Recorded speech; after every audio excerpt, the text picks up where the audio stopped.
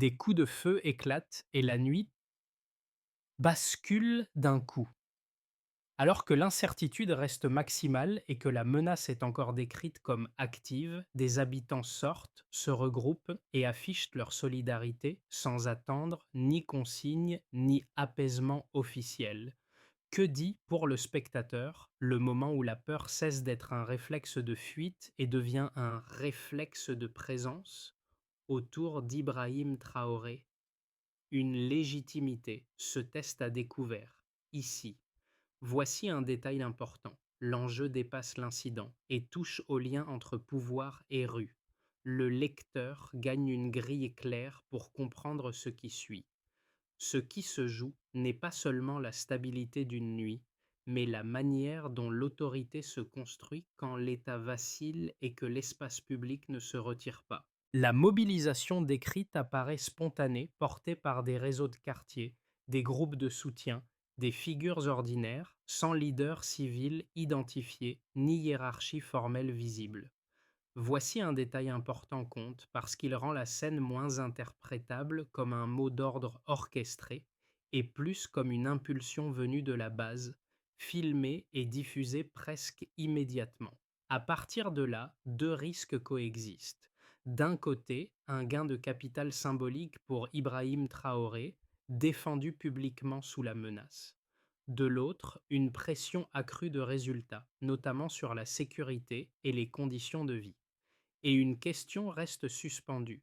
Cette loyauté est-elle durable ou liée à l'extrême tension du moment? La scène la plus révélatrice ne vient pas après l'événement, mais pendant. En l'espace de quelques dizaines de minutes, alors que des tirs sont encore signalés dans plusieurs zones distinctes de Ouagadougou, des centaines de personnes convergent vers des points jugés névralgiques, sans certitude complète, mais avec une interprétation partagée de la situation. Voici un détail important temporel change profondément la lecture politique. La mobilisation ne répond pas à un récit stabilisé ni à une version officielle. Elle s'inscrit dans l'intervalle le plus risqué, celui où l'incertitude domine encore. Dans un pays habitué aux alertes sécuritaires et aux tentatives de déstabilisation jouées en coulisses, cette simultanéité surprend. Habituellement, la rue observe, commente, puis réagit à distance. Ici, elle intervient alors que l'issue n'est pas connue. Pour comprendre pourquoi cette réaction a pris cette forme, il faut revenir au contexte plus large. Le Burkina Faso traverse depuis des années une succession de crises sécuritaires, de transitions politiques rapides et de ruptures avec des partenaires extérieurs. Dans ce cadre, une partie de la population a souvent perçu les décisions majeures comme éloignées de sa réalité quotidienne, négociées dans des cercles fermés ou imposées par la force. Cette nuit-là marque une rupture avec ce schéma. Des vidéos amateurs montrent des groupes organisés, des slogans clairs et une absence notable de panique généralisée malgré le danger objectif. La peur n'a pas disparu, mais elle est canalisée. Sortir sous les tirs devient un acte normalisé, presque attendu, ce qui élève brutalement le seuil de risque accepté par les citoyens eux-mêmes. Ibrahim Traoré apparaît alors, pour ses soutiens, moins comme une figure institutionnelle classique que comme un point de cristallisation. Toute tentative de le renverser est lue non comme une lutte de pouvoir interne, mais comme une attaque contre une souveraineté encore fragile, construite en opposition à un ordre antérieur jugé inefficace. C'est ici que se referme la première énigme ouverte plus tôt. La mobilisation ne prouve pas une adhésion mesurée, mais elle révèle un déplacement immédiat du rapport entre danger, pouvoir et présence citoyenne. Ce mouvement ne s'incarne pas d'abord dans une figure politique identifiable, mais dans une série d'acteurs ordinaires. Des témoignages évoquent des jeunes, sortant les premiers, rapidement rejoints par des groupes de quartier, des figures communautaires et d'anciens combattants démobilisés. Aucun centre de commandement visible, aucune consigne formelle. Pourtant, une compréhension commune de ce qui est en jeu circule presque instantanément. Cette absence de coordination officielle renforce paradoxalement la crédibilité du mouvement, car elle suggère une impulsion venue de la base plutôt qu'une orchestration verticale. Un premier cas illustre cet impact immédiat. Dans certains quartiers proches d'axes stratégiques, des rassemblements se forment alors, même que les forces de sécurité tentent encore d'évaluer la menace.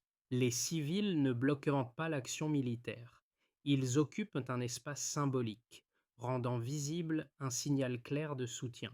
Cette présence modifie l'environnement de décision sans interférer directement, mais en encadrant la scène par le regard collectif. Un second exemple tient au changement de comportement individuel. Sortir sous les tirs, filmer, rester sur place devient d'un geste socialement valorisé. Le seuil d'acceptabilité du risque s'élève non par inconscience mais par conviction partagée. Le soutien protège, mais il engage aussi ceux qui l'expriment. En quelques minutes, la rue cesse d'être un arrière-plan et devient un acteur à part entière du rapport de force. C'est dans ce cadre qu'Ibrahim Traoré prend une place particulière. Il n'est pas seulement défendu en tant que chef militaire, mais comme symbole d'une rupture déjà engagée avec un ordre perçu comme inefficace et dépendant. Le so what est clair. Quand la présence citoyenne précède les discours officiels, la légitimité ne se proclame plus, elle se teste en direct. Tout commence par une rupture probable, brutale. Des détonations sont signalées dans plusieurs zones suffisamment distinctes pour être perçues comme autre chose qu'un incident isolé. L'information circule d'abord par fragments, appels, messages courts, vidéos instables. À ce stade, rien n'est encore confirmé. La situation n'est pas sous contrôle et c'est précisément dans cet intervalle que la dynamique s'active. Les premiers groupes sortent depuis des quartiers pas et proches d'axes jugés stratégiques, sans certitude, mais avec une lecture partagée. Une tentative de rupture politique est en cours, et l'inaction devient un risque en soi. Le déclenchement ne suit donc pas l'événement, il le chevauche. Des rassemblements apparaissent pendant que la menace est encore décrite comme active. Cette simultanéité modifie entièrement la scène. Là où, auparavant, le pouvoir se jouait dans l'opacité des casernes ou des négociations fermées, il se déplace soudain dans l'espace public sous l'œil des caméras amateurs. La foule n'est pas compacte, mais elle est visible, assumée et surtout filmée en temps réel. Chaque groupe local devient un signal national. Le climax survient lorsque la présence civile cesse d'être seulement constatée et commence à prendre position. Des slogans apparaissent, des prises de parole improvisées s'enchaînent et un message se fixe progressivement, le refus d'un renversement par la force. À ce moment précis, Ibrahim Traoré est explicitement nommé comme point de référence de cette opposition. Le soutien se concentre sur sa personne, présenté comme le symbole d'une rupture déjà engagée avec l'ordre antérieur, associée à l'insécurité persistante et à une dépendance extérieure jugée humiliante. Deux dynamiques se superposent alors. D'un côté, les forces de sécurité tentent de contenir la menace initiale, d'en mesurer l'ampleur et de prévenir une escalade armée. De l'autre, la présence civile modifie l'équation. Toute action devient immédiatement observable, interprétée, commentée. Le terrain n'est plus seulement militaire ou politique, il devient narratif. Ce glissement augmente le coût symbolique de toute initiative perçue comme hostile au pouvoir en place, car elle serait aussitôt lue comme une confrontation avec la rue elle-même. Les répliques apparaissent dans les heures qui suivent. Les images circulent largement, renforçant l'idée que la tentative a échoué face à une double barrière, institutionnelle et populaire. Les discours prononcés insistent sur la discipline, la vigilance et la continuité de la mobilisation. Le message adressé aux opposants potentiels est clair. Toute nouvelle tentative rencontrera non seulement l'appareil sécuritaire, mais aussi une population prête à se montrer. La rue devient ainsi un facteur dissuasif explicite.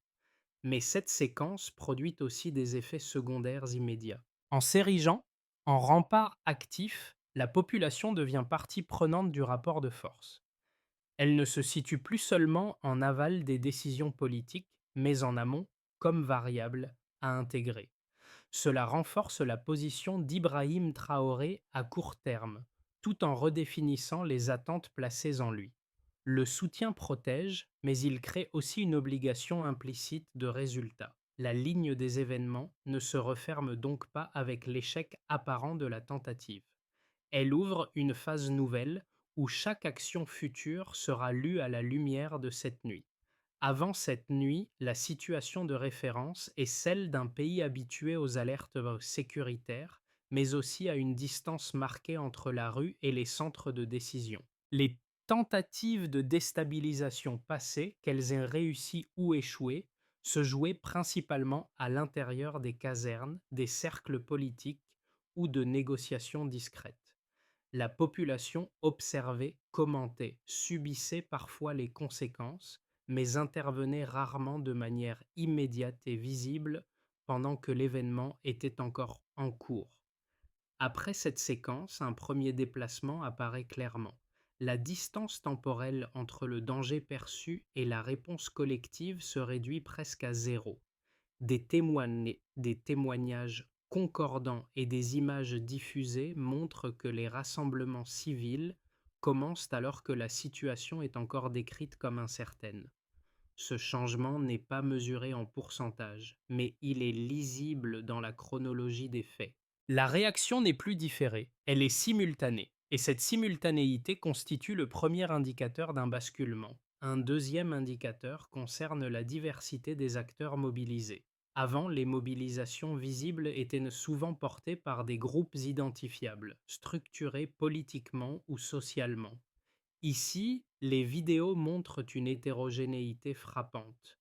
Jeunes, adultes, figures communautaires, anciens militaires démobilisés.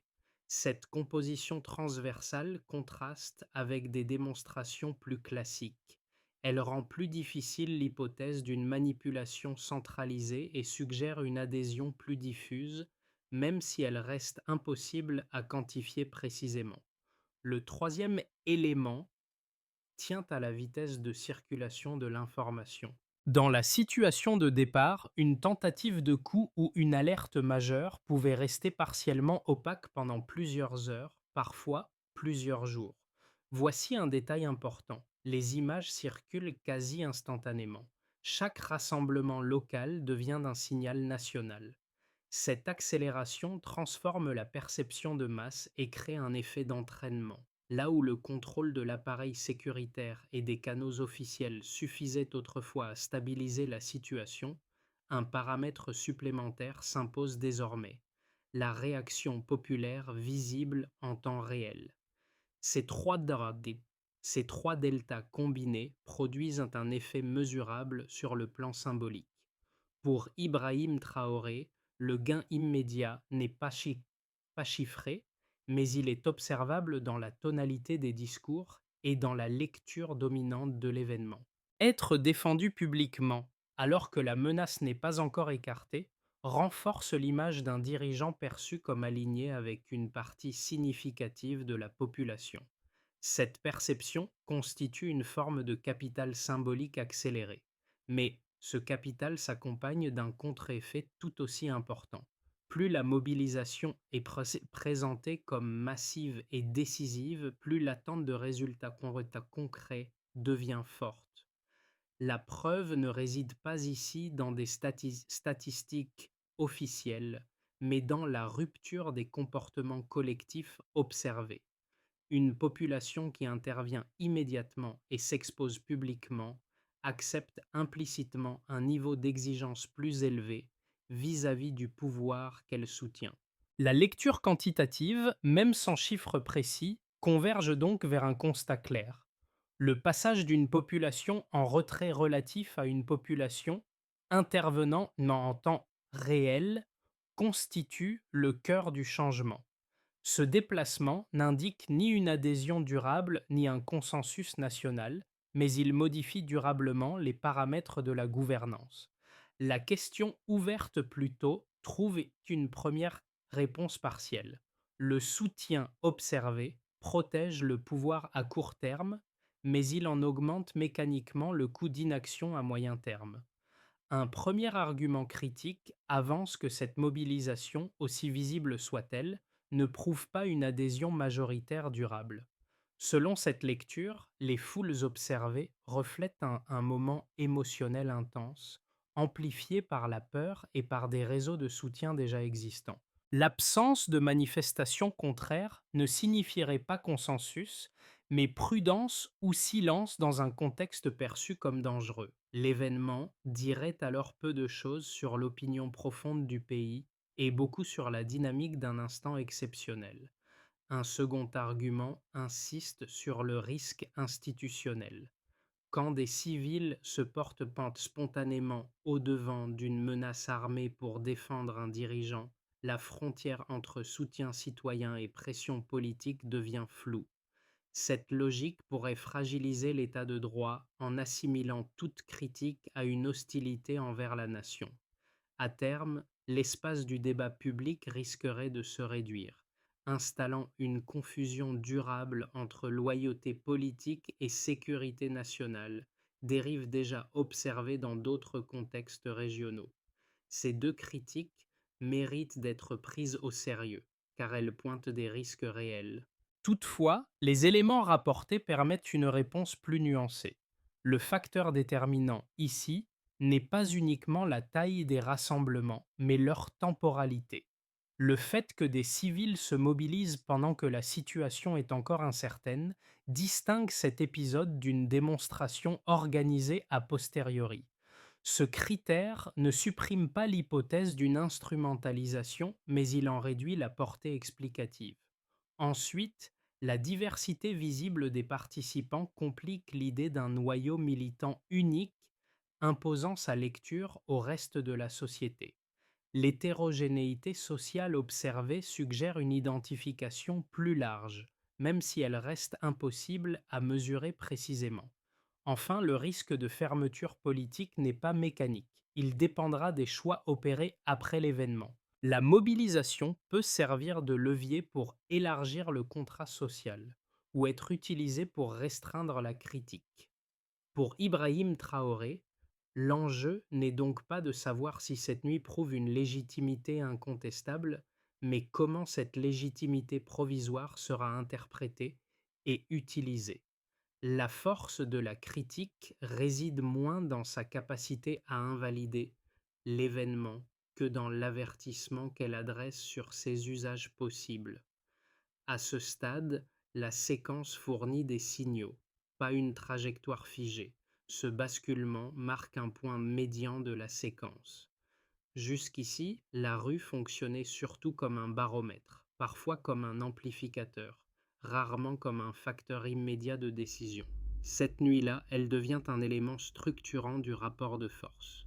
Le soutien populaire ne se contente plus de commenter le pouvoir. Il l'encadre, le protège et indirectement le contraint. La mobilisation cesse d'être périphérique et s'installe au cœur de la scène politique. Ce déplacement modifie la lecture de l'événement et celle de ce qui peut suivre. Pour Ibrahim Traoré, l'irruption populaire agit comme un révélateur. Elle confirme une identification forte entre une partie de la population et sa trajectoire politique construite en opposition à un ordre perçu comme inefficace. Mais elle redéfinit aussi sa marge de manœuvre. Être défendu dans l'urgence crée une dette symbolique. Chaque décision future sera évaluée à l'aune de cette nuit, comme si un contrat tacite venait d'être scellé sans négociation formelle. Ce moment marque également un tournant narratif. Les, les tentatives de déstabilisation ne peuvent plus se jouer uniquement dans l'ombre des casernes ou des alliances discrètes. Elles doivent désormais intégrer une variable supplémentaire, la réaction immédiate des citoyens. Cela complique toute manœuvre rapide et réduit l'espace du secret. Le pouvoir se déplace partiellement du contrôle institutionnel vers la capacité à maintenir une confiance active. Cette révélation médiane n'apporte pas de réponse définitive. Elle indique un déplacement clair. Le centre de gravité politique vient de changer et ce changement pèsera sur toutes les étapes à venir. Pour l'État, la conséquence immédiate est un renforcement net de la position du pouvoir en place.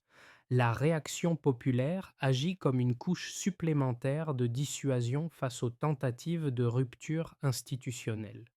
Elle signale que toute manœuvre future devra compter non seulement avec les forces de sécurité, mais aussi avec une opinion prête à se manifester rapidement. À court terme, cela stabilise l'exécutif. À moyen terme, cela crée une attente accrue de résultats, car un pouvoir soutenu publiquement ne peut plus invoquer uniquement l'instabilité pour justifier l'inaction. Pour les acteurs économiques, l'effet est plus ambivalent. D'un côté, l'échec apparent de la tentative rassure sur la continuité du pouvoir et réduit l'incertitude immédiate, souvent pénalisante pour l'activité. De l'autre, la visibilité de la tension rappelle la fragilité persistante du contexte sécuritaire.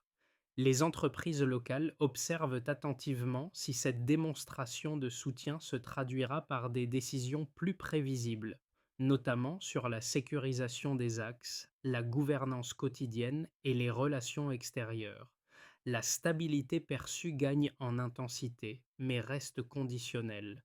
Pour les citoyens, la conséquence est double. Beaucoup ressentent une forme de fierté et de réappropriation du destin collectif. Ils n'ont pas attendu, ils ont agi, et cette implication directe renforce le sentiment d'utilité politique. Mais cette dynamique a aussi un revers. Elle normalise l'idée que la population doit se mobiliser physiquement pour protéger l'ordre politique, ce qui peut accroître la pression sociale sur ceux qui choisissent la prudence ou la distance. Le coût individuel du retrait augmente et avec lui le risque de polarisation silencieuse. Pour la région enfin, le signal dépasse les frontières nationales. Dans un Sahel marqué par des transitions militaires et des crises de légitimité, l'image d'un dirigeant défendu spontanément par la rue pèse lourd. Ibrahim Traoré apparaît comme un cas particulier où la légitimité ne repose pas uniquement sur l'appareil coercitif, mais sur une identification populaire visible. Cette perception influence les calculs des acteurs voisins, étatiques ou non, et redéfinit partiellement les équilibres de dissuasion symbolique. Ces quatre niveaux montrent que l'événement n'est pas clos. Il redistribue les cartes, crée des avantages immédiats, mais installe aussi des contraintes nouvelles. La question ouverte au centre du récit trouve ici un premier aboutissement. Le soutien populaire protège, mais il lie durablement l'action future à des attentes désormais explicites. Dans un scénario de base, la séquence est interprétée comme un soutien conditionnel. Le pouvoir consolide sa position à court terme tout en cherchant à produire des améliorations visibles, même modestes, sur la sécurité quotidienne et la prévisibilité de l'action publique. La mobilisation populaire sert alors de référence implicite mais n'est pas constamment invoquée. La gouvernance privilégie la continuité, une communication plus régulière et des signaux de normalisation destinés à éviter que la rue ne redevienne l'unique arbitre. Dans ce cadre, la stabilité reste relative, mais elle s'inscrit dans une trajectoire lisible. Dans un scénario optimiste, l'événement est compris comme un avertissement autant qu'un soutien. La légitimité acquise est utilisée pour élargir le dialogue et transformer une réaction de crise en participation plus structurée. Des relais communautaires, des consultations encadrées ou des mécanismes de remontée d'informations permettent d'absorber l'énergie de la rue sans la figer dans une posture défensive. La mobilisation cesse d'être seulement un rempart émotionnel et devient un partenaire civique. Dans cette hypothèse, Ibrahim Traoré convertit le capital symbolique en capacité d'arbitrage, réduisant le risque de nouvelles tensions brutales. Dans un scénario pessimiste, la nuit est lue comme un chèque en blanc. La mobilisation est instrumentalisée pour justifier un resserrement politique où toute critique est assimilée à une menace. L'événement est constamment rappelé pour disqualifier l'opposition et la loyauté initialement spontanée devient attendue, voire exigée. À moyen terme, cette logique accroît la polarisation et fragilise la stabilité qu'elle prétend protéger. La rue, surexposée, peut alors devenir une source de pression permanente plutôt qu'un facteur de dissuasion ponctuelle. Ces trajectoires ne sont pas exclusives. Des éléments de chacune peuvent coexister selon les décisions prises. Le point décisif réside dans le si. Si le pouvoir lit cette nuit comme une validation inconditionnelle, le risque de durcissement augmente. Si, au contraire, elle est comprise comme un mandat limité, elle peut servir de base à un ajustement durable. La recommandation de lecture est simple. Observez moins les déclarations et davantage la cohérence entre promesses, gestes concrets et capacité à absorber la critique sans la criminaliser. Pour ceux qui vivent la situation depuis l'intérieur du pays, l'épisode agit comme un miroir. Il renvoie à une expérience directe de l'incertitude et à une décision individuelle prise dans l'urgence. Sortir ou rester, se montrer ou se protéger. Voir des civils s'exposer sous la menace peut susciter de la fierté, mais aussi un malaise diffus. Jusqu'où un citoyen doit-il aller pour défendre un ordre politique? À partir de quel point? La prudence devient-elle une faute morale? Ces questions traversent les discussions quotidiennes, parfois sans être formulées explicitement. Pour un second groupe, plus éloigné géographiquement mais attentif à la région, l'événement sert de grille de lecture. Il interroge les formes contemporaines de légitimité dans un Sahel marqué par des transitions militaires répétées. Le soutien populaire visible semble parfois compter autant que les procédures institutionnelles. Cette comparaison pousse à relativiser, à se demander si ce modèle est transposable ailleurs ou s'il reste lié à un contexte très spécifique, façonné par l'histoire récente et par une accumulation de frustrations. Un troisième groupe observe avec une préoccupation plus pratique. Il s'agit de ceux qui s'intéressent aux effets concrets sur la stabilité, l'économie et la sécurité quotidienne. Pour eux, la question centrale n'est pas symbolique mais fonctionnelle. Cette mobilisation réduit-elle réellement les risques futurs ou ne fait-elle que déplacer les tensions vers des formes moins visibles? L'implication citoyenne est-elle un amortisseur durable ou un signal d'alerte supplémentaire? À ces différents niveaux, l'épisode invite à une réflexion exigeante mais accessible. Soutenir un pouvoir dans l'urgence peut renforcer la cohésion collective, mais cela crée aussi des attentes durables. Une posture possible, même modeste, consiste à rester attentif aux suites, à distinguer le soutien à une trajectoire du soutien inconditionnel à une figure, y compris Ibrahim Traoré, et à préserver un espace de questionnement sans basculer dans la défiance systématique. Après un épisode aussi chargé symboliquement, une première étape consiste à clarifier le cadre. Le soutien exprimé dans l'urgence doit être distingué des mécanismes ordinaires de gouvernance. Cela implique, pour les autorités, de rappeler publiquement que la protection populaire ne remplace ni les institutions ni les procédures, mais qu'elle en souligne les attentes. Cette clarification réduit le risque d'amalgame entre loyauté citoyenne et obligation politique et préserve un espace minimal de débat. Une deuxième étape porte sur la sécurité tangible. Si la mobilisation a été justifiée par la peur d'une rupture violente, alors des signaux concrets doivent suivre. Il ne s'agit pas nécessairement de chiffres spectaculaires, mais d'évolutions perceptibles. Sécurisation visible de zones sensibles, communication régulière sur les risques, réponse proportionnée aux alertes. C'est sur ce terrain que la crédibilité d'Ibrahim Traoré sera la plus directement évaluée, par comparaison entre l'avant et l'après de cette nuit. La troisième étape concerne le canal du dialogue. Transformer une réaction spontanée en engagement durable suppose d'ouvrir des espaces d'expression encadrés où le soutien peut coexister avec la critique. Des relais communautaires, des consultations locales ou des mécanismes de remontée d'informations permettent d'éviter que la rue ne devienne l'unique mode d'interpellation politique. Sans ces médiations, la mobilisation risque de rester un outil brut, difficile à intégrer dans la durée. Une quatrième étape touche à la gestion du récit. L'événement ne peut rester figé comme un mythe fondateur constamment invoqué. Il doit être replacé dans une chronologie reconnue pour ce qu'il a été, puis dépassé. Continuer à s'y référer sans cesse risquerait d'en épuiser la force et de rigidifier la relation entre pouvoir et citoyen. Enfin vient le temps de l'évaluation. À moyen terme, la question centrale n'est pas de savoir si la mobilisation était juste ou non, mais si elle a produit des effets bénéfiques durables.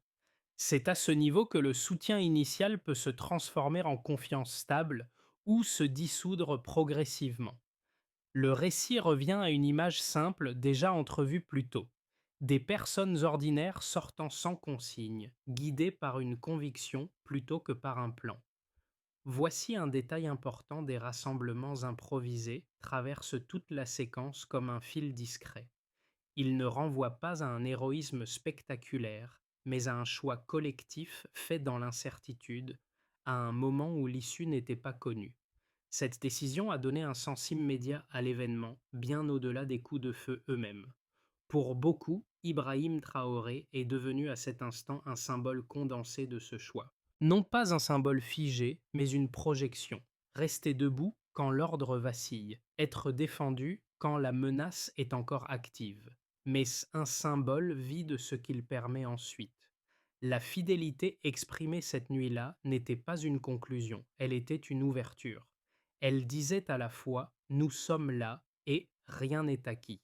Le rappel le plus fort n'est donc pas celui de la peur, mais celui de la responsabilité partagée.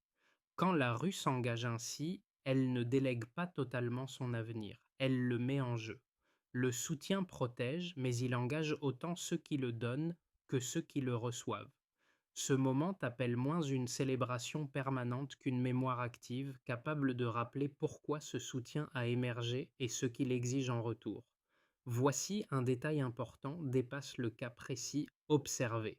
Il invite à regarder autrement la relation entre pouvoir, sécurité et citoyen, surtout dans des contextes où les institutions sont mises sous tension. La question n'est plus seulement qui gouverne, mais sous quel regard et avec quelles attentes explicites. La séquence ne se ferme pas sur une certitude, mais sur une vigilance. Les prochains mois diront si cette mobilisation restera un repère isolé ou si elle s'inscrira dans une trajectoire plus large. Ce qui comptera ne sera pas seulement la stabilité affichée, mais la capacité à comparer les promesses aux actes, à observer les choix concrets et à mesurer si la confiance exprimée trouve des traductions tangibles dans la vie quotidienne. Suivre ces évolutions avec attention est déjà une forme d'engagement civique. Plutôt que de chercher des héros ou des coupables, l'enjeu est peut-être ailleurs. Il réside dans la capacité à distinguer le soutien critique de l'adhésion aveugle, la loyauté consciente de l'obligation silencieuse.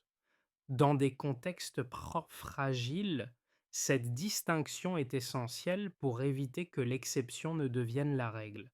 La figure d'Ibrahim Traoré, comme toute figure de pouvoir exposée ainsi, reste soumise à cette tension entre protection et responsabilité. Ce récit invite donc moins à trancher définitivement qu'à observer dans la durée. Comment une légitimité née dans l'urgence se maintient-elle sans se fermer? Comment d'un pouvoir soutenu publiquement continue-t-il ensuite à protéger, sans exiger en retour une loyauté sans condition? La question reste volontairement ouverte.